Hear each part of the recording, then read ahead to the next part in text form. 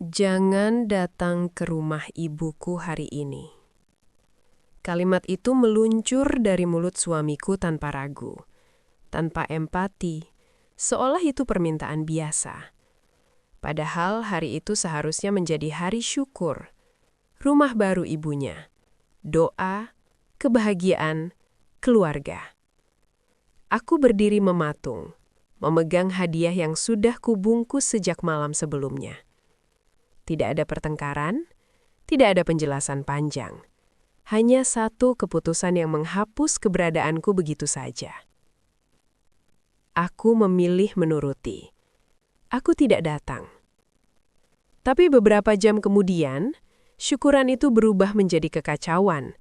Rahasia terbongkar, pertengkaran pecah, dan di tengah semua itu, namaku disebut sebagai orang yang seharusnya ada di sana. Saat penyesalan datang, mereka sadar satu hal. Orang yang disingkirkan seringkali adalah orang yang paling dibutuhkan. Assalamualaikum warahmatullahi wabarakatuh. Halo sahabat, selamat datang kembali di channel Kisah Cerita Fafa. Channel ini bukan hanya tempat bercerita, tapi tempat kita belajar memahami luka-luka yang sering tersembunyi di balik kata keluarga. Karena tidak semua rumah adalah tempat pulang yang hangat, dan tidak semua senyum berarti bahagia. Cerita hari ini adalah kisah tentang seorang istri yang berusaha menjaga keharmonisan, tapi justru disingkirkan di saat yang seharusnya paling bermakna. Kisah ini mungkin terasa dekat, mungkin juga mencerminkan pengalaman banyak orang yang selama ini memilih diam demi menjaga suasana. Sebelum Fafa mulai ceritanya, yuk kita ramaikan dulu kolom komentarnya, serta jangan lupa untuk klik tombol like, subscribe, dan aktifkan loncengnya agar sahabat-sahabat nggak ketinggalan cerita-cerita seru lainnya. Dan seperti biasa, Fafa mau absen nih. Coba tulis nama sahabat, asal kota, dan ketik kata hadir di kolom komentar bawah. Fafa pengen tahu sahabat setia Fafa ada dari kota mana saja. Dukungan sahabat membuat cerita-cerita seperti ini terus hidup dan menjadi pengingat bahwa setiap orang layak dihargai, didengar, dan diperlakukan dengan adil, terutama dalam keluarga sendiri. Sudah siap sahabat? Yuk, kita langsung masuk ke ceritanya. Pagi itu, aku bangun dengan perasaan yang sulit dijelaskan. Ada lelah, ada harap, ada sedikit cemas yang tak jelas sebabnya. Aku melihat jam di dinding. Masih pukul 5. Terlalu pagi, tapi aku memang sengaja bangun lebih awal. Hari ini bukan hari biasa. Hari ini adalah hari syukuran rumah baru ibu mertuaku. Sejak beberapa hari sebelumnya, aku sudah menyiapkan semuanya. Aku tidak ingin terlihat berlebihan, tapi juga tidak ingin terlihat asal. Aku memilih baju yang sopan, warnanya lembut, tidak mencolok. Aku tahu, dalam keluarga suamiku, penampilan seringkali menjadi bahan penilaian diam-diam. Hadiah yang akan kubawa bukan barang mahal, tapi aku menabung sedikit demi sedikit untuk membelinya. Aku membungkusnya rapi, bahkan mengganti kertas kado 2 kali karena merasa lipatannya kurang rapi. Bagiku ini bukan soal harga, tapi soal niat. Aku juga memasak, makanan kesukaan ibu mertuaku. Meski dia jarang memujinya secara langsung, aku tahu dia memakannya. Itu sudah cukup bagiku. Di kepalaku, aku membayangkan suasana syukuran. Keluarga berkumpul, doa bersama, senyum-senyum kecil yang mungkin canggung, tapi tetap hangat. Aku membayangkan berdiri di samping suamiku, sebagai istrinya, sebagai bagian dari keluarga. Namun, semua bayangan itu runtuh ketika aku bertanya satu hal sederhana. Jam berapa kita berangkat? Suamiku tidak langsung menjawab. Dia duduk di tepi ranjang, menatap lantai. Tangannya memegang ponsel, tapi tidak ada yang benar-benar dia lihat. Ada jeda yang terlalu lama untuk pertanyaan sesederhana itu. Aku mulai merasa tidak nyaman. "Kenapa?" tanyaku pelan. Dia menarik nafas panjang seperti orang yang sedang mengumpulkan keberanian. Lalu kalimat itu keluar. Pelan, pendek, tapi menghantam keras. "Jangan datang ke rumah ibuku hari ini." Aku menatapnya, mencoba menangkap maksudnya. Otakku menolak menerima. Aku bahkan sempat tertawa kecil, refleks karena mengira dia bercanda. "Kamu bercanda kan?" Dia menggeleng. Tidak ada kemarahan di wajahnya. Tidak ada kebencian. Justru itulah yang membuatnya lebih menyakitkan. Ekspresinya datar, seolah keputusan itu logis, seolah perasaanku bukan hal penting. Dadaku terasa sesat. Tanganku refleks memegang hadiah yang sudah siap kubawa. Rasanya seperti memegang sesuatu yang tiba-tiba kehilangan arti. "Kenapa?" tanyaku lagi. Kali ini suaraku bergetar. Dia tidak langsung menjawab. Dan dalam diam itulah, aku mulai sadar. Hari ini tidak akan berjalan seperti yang aku bayangkan. Aku menunggu penjelasannya seperti orang yang menunggu vonis. Duduk diam, napas tertahan, berharap masih ada alasan yang bisa kuterima. Mungkin ada tamu penting, mungkin ada kesalahpahaman kecil. Mungkin, hanya mungkin, ini bukan tentang aku. Tapi semakin lama dia diam, semakin kuat firasat buruk itu. "Ada apa sebenarnya?" tanyaku lagi, lebih pelan dari sebelumnya. Aku tidak ingin terdengar menuduh. Aku tidak ingin membuatnya merasa terpojok. Dalam pernikahan kami, aku sudah terbiasa menjadi orang yang menurunkan nada, menahan emosi, agar suasana tetap tenang. Suamiku mengusap wajahnya lalu berkata dengan suara berat, "Ibuku bilang, mungkin lebih baik kamu tidak datang." Kalimat itu sederhana, tapi dampaknya seperti palu yang menghantam kepalaku. Aku menatapnya, menunggu kelanjutannya, menunggu penjelasan yang lebih manusiawi. Tapi yang datang justru kalimat berikutnya yang jauh lebih menyakitkan. Katanya, ada beberapa keluarga besar yang kurang nyaman kalau kamu ada. Kurang nyaman. Dua kata itu berputar-putar di kepalaku. Aku mencoba mencerna artinya. Kurang nyaman karena apa? Karena caraku bicara? Caraku berpakaian? Karena aku bukan menantu yang mereka bayangkan? Atau karena aku bukan berasal dari keluarga yang mereka anggap setara? Aku ingin bertanya satu persatu, tapi lidahku terasa berat, seolah setiap pertanyaan hanya akan membuat posisiku semakin lemah. "Aku salah apa?" akhirnya aku bertanya. Pertanyaan itu keluar tanpa nada marah, lebih seperti suara orang yang benar-benar ingin mengerti. Suamiku terdiam lagi. Diam yang panjang, diam yang jujur sekaligus menyakitkan, karena dari diam itu aku tahu dia juga tidak punya jawaban yang jelas. "Bukan salahmu," katanya akhirnya. "Cuma kamu tahu sendiri, keluarga besar itu suka banyak komentar." Aku mengangguk pelan, tapi di dalam hatiku ada sesuatu yang runtuh. Karena kalimat "bukan salahmu" tidak berarti apa-apa jika aku tetap yang disingkirkan. Aku mencoba mengingat-ingat semua sikapku selama ini. Aku selalu menyapa lebih dulu. Aku membantu di dapur tanpa diminta. Aku menahan diri untuk tidak ikut campur urusan keluarga mereka, meski seringkali aku tahu ada hal yang tidak adil. Aku memilih diam demi menjaga keharmonisan. Tapi rupanya semua itu tidak membuatku diterima.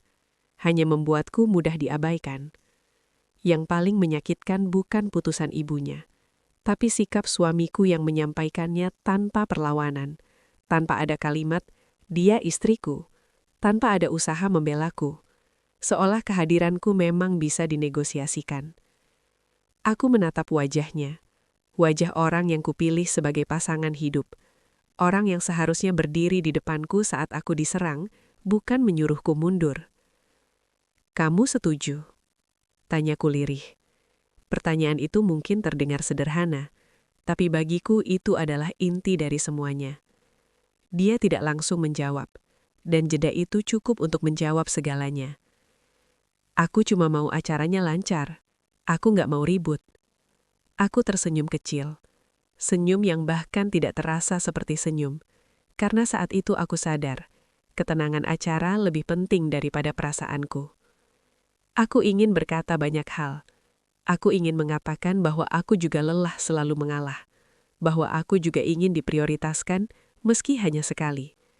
Tapi semua kalimat itu tertahan di dada. Aku takut jika aku bersuara, aku akan dianggap memperkeruh suasana. Aku takut jika aku melawan, aku akan dicap sebagai istri yang tidak tahu diri. Akhirnya aku berkata, "Ya sudah." Dua kata yang sering diucapkan orang-orang yang sebenarnya tidak baik-baik saja. Aku berdiri, berjalan ke kamar, dan duduk di tepi ranjang. Tanganku gemetar. Dadaku terasa sesak, tapi air mata tidak juga keluar. Luka yang terlalu dalam kadang tidak langsung menangis. Di kepalaku hanya ada satu pertanyaan yang terus berulang. Kalau aku bisa disuruh tidak datang hari ini, di hari sepenting ini, sebenarnya aku ini siapa di keluarga mereka? Aku bukan tamu, tapi juga bukan keluarga. Dan di momen itulah aku sadar, ada luka yang tidak terlihat, tapi akan tinggal sangat lama. Setelah aku berkata ya sudah, tidak ada lagi percakapan di antara kami. Suamiku bersiap pergi seolah semuanya baik-baik saja. Dia mandi, berpakaian rapi, dan bahkan sempat bercermin. Sementara aku masih duduk di tepi ranjang, memandangi lantai, mencoba memahami apa yang baru saja terjadi. Aku mendengar suara pintu kamar mandi terbuka. Bau sabun yang biasanya menenangkan hari ini justru terasa asing. Seolah rumah kami sendiri tiba-tiba bukan lagi tempat yang aman untukku. Aku berdiri pelan dan berjalan ke lemari. Baju yang tadi kupilih masih tergantung rapi. Warna lembut yang kupikir pantas untuk acara keluarga itu kini terasa seperti ejekan. Dengan tangan gemetar, aku melepaskannya dan menggantinya dengan baju rumah yang sederhana. Hadiah yang sudah kubungkus sejak malam sebelumnya masih terletak di atas meja. Aku menatapnya lama. Aku bahkan sempat berpikir, apa salahku membelinya? Aku membuka kembali kertas kadonya. Bukan karena ingin merusaknya, tapi karena hatiku ingin memastikan bahwa niat baikku benar-benar ada. Dan memang ada, tapi niat baik ternyata tidak selalu diinginkan. Aku melipat kembali kertas kado itu, lebih rapi dari sebelumnya, lalu menyimpannya di dalam lemari. Seolah aku sedang mengubur sesuatu. Bukan hadiah itu, melainkan harapanku. Beberapa menit kemudian, suamiku keluar dari kamar dengan pakaian terbaiknya. Dia terlihat siap, terlihat pantas hadir di tengah keluarga besarnya. Dia menatapku sebentar. "Kamu nggak apa-apa?" tanyanya. Pertanyaan itu terdengar seperti formalitas, seperti pertanyaan yang dia ajukan agar merasa dirinya sudah peduli. Aku mengangguk. Aku selalu pandai berpura-pura baik-baik saja. Itu keahlianku yang tidak pernah benar-benar ingin kumiliki. "Oh ya," katanya lagi. "Nanti aku kabarin kalau sudah selesai." Aku kembali mengangguk. Lalu dia pergi. Pintu tertutup. Suaranya pelan tapi dampaknya keras di hatiku. Untuk pertama kalinya sejak menikah, aku merasa benar-benar ditinggalkan. Bukan secara fisik, tapi secara emosional. Aku duduk sendirian di ruang tamu. Rumah terasa terlalu sunyi. Jam dinding berdetak lebih keras dari biasanya. Setiap detik terasa lambat, seolah waktu sengaja berjalan perlahan agar aku merasakan semua ini sepenuhnya. Aku mengambil ponsel, tanpa tujuan jelas. Tanganku bergerak sendiri membuka media sosial. Aku tahu aku tidak seharusnya melihat, tapi rasa ingin tahu itu lebih kuat. Foto pertama muncul. Keluarga besar berkumpul di depan rumah baru. Senyum mereka lebar. Rumah itu terlihat megah, penuh karangan bunga dan kursi tamu. Aku melihat wajah-wajah yang kukendal. Sepupu, paman, bibi. Semua ada. Kecuali aku. Aku menggulir ke foto berikutnya. Video pendek. Tawa. Doa bersama. Semua terlihat begitu sempurna. Dan di tengah semua itu, tidak ada satupun ruang untukku. Tidak ada yang bertanya, di mana dia? Tidak ada yang mengirim pesan. Kenapa tidak datang? Seolah aku memang tidak pernah direncanakan untuk hadir. Aku mematikan layar ponsel. Dadaku terasa sesak. Air mata akhirnya jatuh tapi tanpa suara. Aku tidak ingin ada yang tahu. Aku bahkan tidak tahu pada siapa aku ingin bercerita. Aku mencoba menyibukkan diri, membersihkan rumah, menyapu lantai yang sebenarnya sudah bersih, melipat pakaian yang tidak perlu dilipat. Semua hanya agar pikiranku tidak kembali ke satu pertanyaan yang sama. Apakah aku benar-benar bagian dari keluarga ini? Siang menjelang sore, tidak ada pesan, tidak ada kabar. Seolah aku memang benar-benar dihapus dari hari itu. Dan di tengah kesunyian itu, aku mulai menyadari sesuatu yang pahit. Aku selama ini berusaha keras untuk diterima, tapi tidak pernah benar-benar dipilih.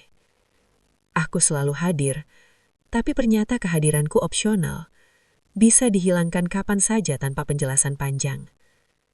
Kesadaran itu menyakitkan, tapi juga membuka mataku. Karena jika aku bisa dihapus hari ini, maka selama ini aku memang tidak pernah benar-benar dianggap penting. Dan di saat itulah aku duduk, menatap kosong ke depan dan berkata dalam hati, mungkin selama ini aku terlalu sibuk menjaga perasaan orang lain, sampai lupa menjaga perasaanku sendiri. Waktu berjalan lambat di rumah yang terasa semakin sunyi. Aku duduk di ruang tamu dengan ponsel terletak di sampingku, layar menghadap ke bawah. Aku tidak tahu harus berharap ada pesan masuk atau justru berharap tidak ada sama sekali. Setiap detik terasa seperti menunggu sesuatu yang tidak jelas bentuknya. Jam dinding menunjukkan pukul 2 siang ketika ponselku akhirnya bergetar.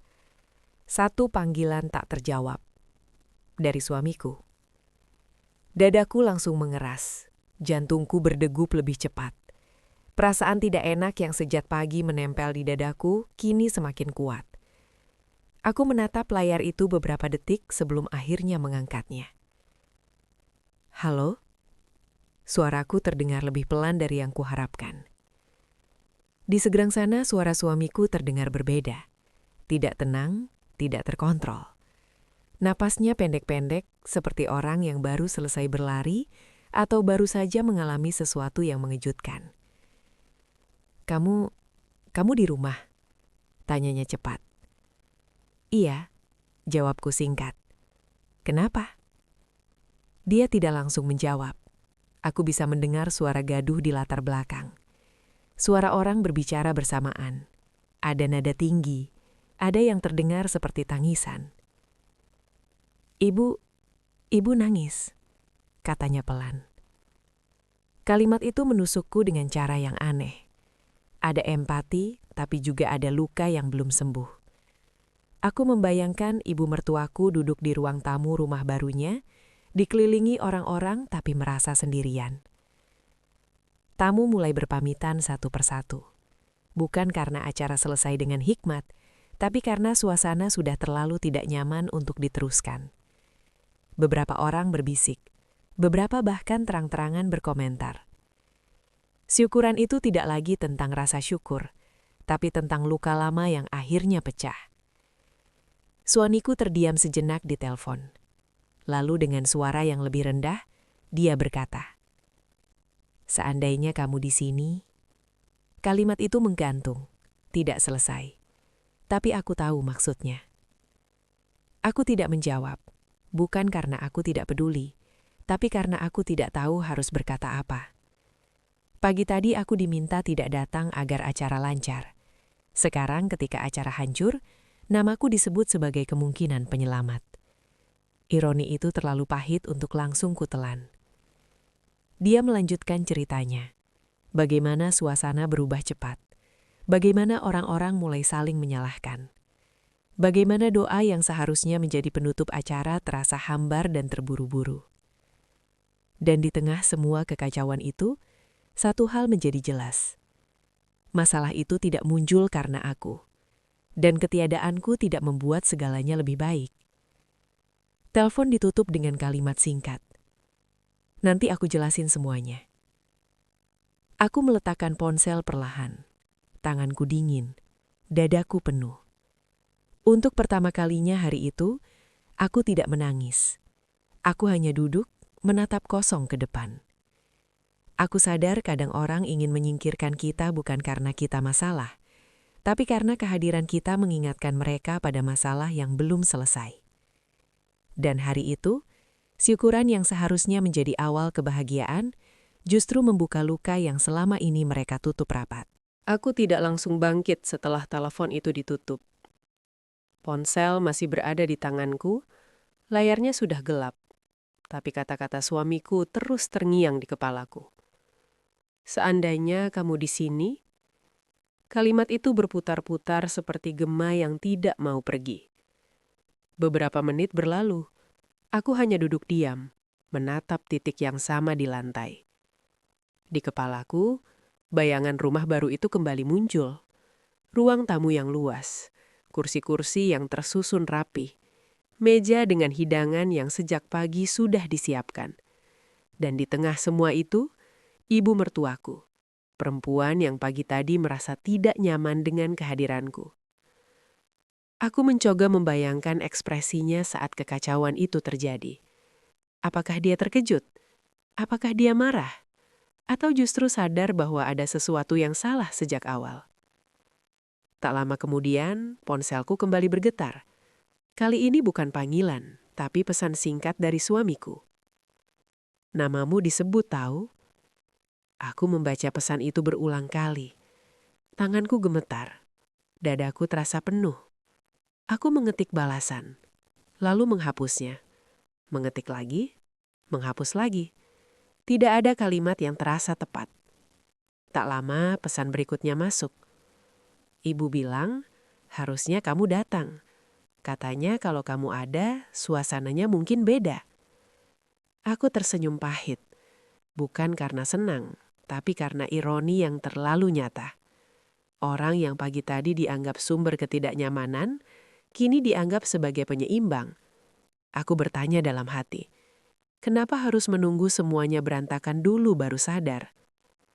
Suamiku lalu menelpon lagi. Kali ini suaranya lebih pelan. Tidak lagi panik, tapi penuh beban. Dia bercerita lebih detail tentang momen ketika namaku disebut. Katanya, setelah pertengkaran besar terjadi, ibunya duduk terdiam cukup lama. Wajahnya pucat, tangannya gemetar saat memegang gelas. Lalu entah bagaimana, percakapan beralih padaku. Seseorang berkata, biasanya dia yang paling bisa nenangin. Yang lain menimpali. Iya, dia kalau ngomong halus. Dan akhirnya, ibu mertuaku sendiri yang berkata, harusnya dia datang. Kalimat itu katanya diucapkan sambil menangis. Aku terdiam mendengarnya. Ada bagian dari hatiku yang terenyuh, tapi ada bagian lain yang menolak luluh begitu saja. Karena air mata tidak selalu berarti penyesalan yang utuh. Aku tahu, dalam keluarga mereka, aku sering menjadi pendengar, orang yang menenangkan, orang yang memilih kata dengan hati-hati agar tidak melukai siapapun. Aku melakukan itu bukan karena aku lebih kuat, tapi karena aku tidak ingin konflik semakin besar. Tapi ternyata kebaikanku baru terasa saat aku tidak ada. Aku bertanya pada suamiku, terus kamu bilang apa? Dia terdiam sebentar sebelum menjawab. Aku cuma diam. Jawaban itu kembali melukaiku, karena bahkan di saat namaku disebut, dia masih memilih diam. Tidak mengatakan bahwa aku disuruh tidak datang, tidak mengatakan bahwa keputusannya juga berperan. Aku membayangkan diriku hadir di sana, duduk di sudut ruangan, mendengar pertengkaran itu. Mungkin aku akan mencoba menenangkan, mungkin aku akan memilih kata-kata yang lembut. Tapi apakah itu tugasku? Apakah aku selalu harus menjadi penyangga emosi orang lain bahkan saat perasaanku sendiri diabaikan? Di rumah yang sunyi itu, akhirnya aku menangis. Tangis yang tertahan sejak pagi. Tangis yang bukan hanya karena disingkirkan, tapi karena disadari keberadaannya hanya saat dibutuhkan. Aku sadar, dihargai saat tidak ada bukanlah bentuk cinta. Itu hanyalah penyesalan yang datang terlambat. Dan di momen itu, aku berjanji pada diriku sendiri. Aku tidak akan lagi membiarkan keberadaanku dianggap opsional. Malam datang lebih cepat dari yang kuduga. Langit di luar jendela sudah gelap. Lampu-lampu rumah tetangga mulai menyala satu persatu. Aku masih duduk di ruang tamu, di posisi yang hampir tidak berubah sejak sore tadi. Rasanya tubuhku lelah, tapi pikiranku terus berjalan, tidak mau berhenti. Pintu rumah akhirnya terbuka. Aku mendengar langkah kaki suamiku masuk. Langkah yang biasanya terdengar biasa saja, kini terasa berat. Seolah setiap pijakan membawa beban yang tidak terlihat. Dia berdiri di ambang pintu beberapa detik sebelum akhirnya masuk sepenuhnya. Bajunya masih rapi, tapi wajahnya tidak. Matanya sembab, bahunya turun. Orang yang berdiri di depanku bukan lagi suami yang pagi tadi dengan tenang menyuruhku tidak datang, melainkan seseorang yang baru saja mengalami kenyataan pahit. "Kamu belum makan?" tanyanya pelan. Aku menggeleng, bukan karena aku sengaja, tapi karena aku memang tidak merasa lapar. Ada rasa kosong yang tidak bisa diisi dengan makanan apapun. Dia duduk di seberangku. Tidak terlalu dekat, tidak terlalu jauh. Ada jarak yang biasanya tidak pernah ada di antara kami. Beberapa detik berlalu dalam diam. Lalu akhirnya dia berkata, "Aku salah." Kalimat itu sederhana, pendek, tapi aku menunggunya sejak pagi. Aku menatapnya, menunggu kelanjutannya. Karena bagiku, permintaan maaf bukan hanya tentang mengakui salah, tapi tentang memahami luka yang ditimbulkan. "Aku pikir dengan kamu gak datang, acaranya bakal lebih tenang," lanjutnya. Ternyata justru sebaliknya. Aku menarik nafas dalam-dalam. Aku ingin bertanya, kenapa kamu lebih percaya pada ketakutan orang lain daripada perasaanku? Tapi aku menahannya. Aku ingin mendengar sampai selesai.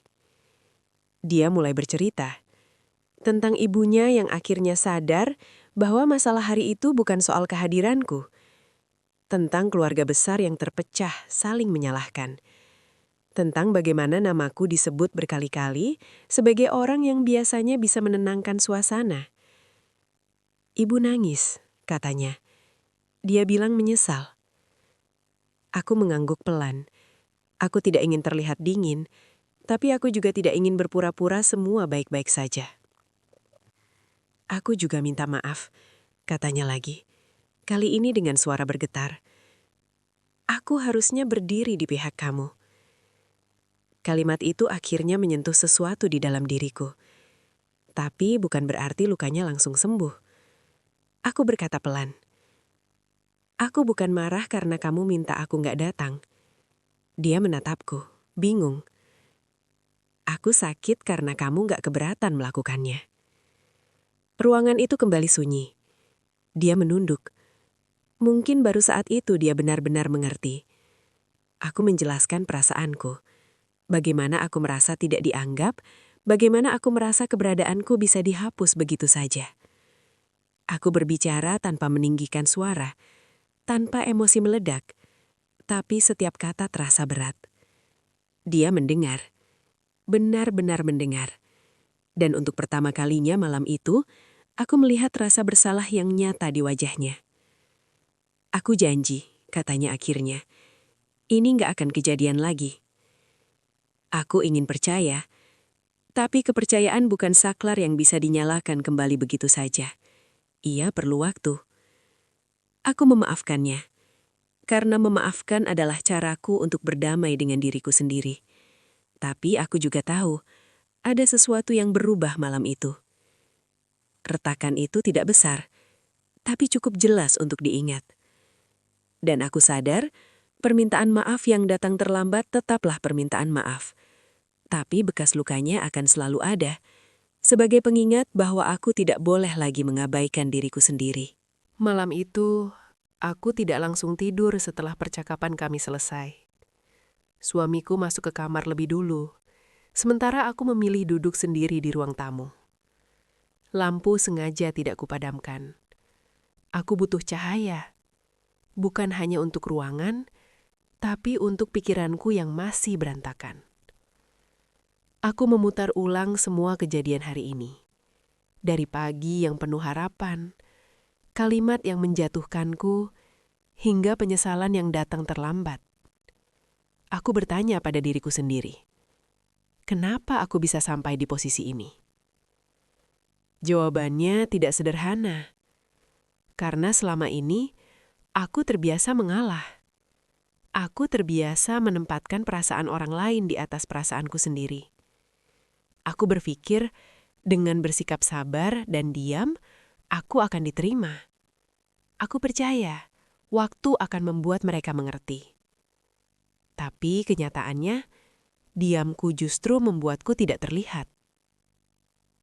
Aku sadar, aku sering menyebut diriku istri yang pengertian. Tapi jarang bertanya, apakah aku juga diperlakukan dengan pengertian? Aku sering berkata, "Nggak apa-apa," padahal hatiku jelas berkata sebaliknya. Hari ini menjadi titik balik. Bukan karena aku membenci keluarganya, bukan karena aku ingin menjauh, tapi karena aku ingin berhenti melukai diriku sendiri demi menjaga perasaan orang lain. Aku kembali ke kamar dan duduk di tepi ranjang. Suamiku sudah terlelap. Wajahnya terlihat lelah. Aku menatapnya lama. Ada cinta di sana. Tapi cinta tidak seharusnya membuat seseorang menghilang. Aku berjanji pada diriku sendiri. Mulai hari ini, aku akan bersuara. Bukan dengan teriakan, tapi dengan kejelasan. Aku akan berkata tidak ketika sesuatu menyakitiku. Aku akan menjelaskan perasaanku tanpa rasa bersalah. Beberapa hari kemudian, aku benar-benar melakukannya. Saat keluarga besar kembali berkumpul, aku datang. Aku berdiri dengan tenang. Aku menyapa dengan sopan. Tapi kali ini, aku tidak lagi berusaha berlebihan. Aku tidak lagi memaksakan senyum. Aku menjadi diriku sendiri. Dan entah bagaimana, itu terasa berbeda. Ibu mertuaku mendekat. Tatapannya tidak lagi dingin. Dia berkata pelan, "Maaf soal kemarin." Aku mengangguk. Tidak ada drama, tidak ada air mata. Karena aku tidak lagi mencari pengakuan dari luar untuk merasa berharga. Aku belajar bahwa menghargai diri sendiri bukan berarti menjadi egois, tapi memahami batas. Dan ketika kita menghormati diri kita sendiri, orang lain akan belajar melakukan hal yang sama. Atau mereka akan menjauh. Dan itu pun tidak apa-apa. Hari itu aku pulang dengan perasaan ringan. Bukan karena semuanya sempurna, tapi karena aku tidak lagi mengorbankan diriku. Aku sadar, aku tidak bisa mengontrol bagaimana orang lain memperlakukanku. Tapi aku bisa memilih bagaimana aku meresponsnya. Dan itu adalah pelajaran paling berharga yang kudapat dari hari ketika aku disuruh tidak datang. Sahabat, dari kisah ini kita belajar bahwa tidak semua luka datang dari kata-kata kasar. Ada luka yang lahir dari kalimat sederhana, dari keputusan yang terlihat sepele, tapi meninggalkan bekas yang sangat dalam. Disuruh tidak datang mungkin terdengar biasa bagi sebagian orang, tapi bagi yang mengalaminya, itu adalah tanda bahwa keberadaannya tidak dianggap penting. Cerita ini bukan tentang menyalahkan satu pihak, melainkan tentang kesadaran bahwa dalam keluarga dan pernikahan, rasa hormat tidak boleh dinegosiasikan. Mengalah memang terkadang perlu, tapi jika mengalah terus-menerus membuat kita kehilangan diri sendiri, maka itu bukan lagi bentuk cinta, melainkan pengorbanan yang menyakitkan. Menghargai diri sendiri bukan berarti melawan, bukan pula berarti membenci. Itu berarti berani berkata jujur pada perasaan sendiri dan menetapkan batas agar kita tidak terus terluka. Karena orang yang paling sering diam, justru sering menanggung luka paling dalam. Terima kasih sudah menyimak cerita ini hingga akhir. Jika sahabat pernah berada di posisi yang sama, ketahuilah bahwa kamu tidak sendirian, dan perasaanmu itu valid. Jangan lupa dukung channel ini dengan subscribe, like, dan share, agar semakin banyak kisah yang bisa menjadi penguat dan pengingat bagi kita semua. Sampai jumpa di cerita Fafa berikutnya dengan cerita kehidupan lainnya yang penuh makna.